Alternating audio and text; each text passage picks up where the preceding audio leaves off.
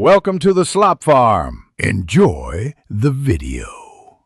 You already have the video you want. Copy the URL now. In PowerPoint, navigate to the target slide and pick a visible object, text, image, or shape to attach the link to, because clickable objects are clearer for viewers. Once done, choose whether you need an embedded preview thumbnail for in-slide play or just a hyperlink to save file size. Make sure the object is sized and positioned where viewers expect to click. This reduces confusion during your presentation. Select the object you prepared and add the link. Use Insert Link or right-click and choose Link, then paste the full YouTube URL. This method opens the video in the viewer's browser during your slideshow, which is reliable across systems.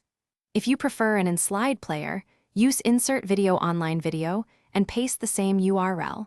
PowerPoint will show a live preview that plays inside the slide. Make sure you test both methods so you understand how the video behaves on the presentation. Run the slideshow on the exact machine you'll use, because network restrictions and browser defaults change behavior.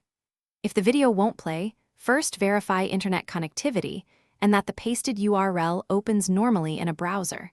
Then confirm PowerPoint is up to date and that the system's default browser supports playback. If online embedding still fails, prepare a local video file as a backup, but only if you have permission to download the content. This prevents interruptions and keeps your presentation professional. Thanks for watching. Consider subscribing if we helped you today.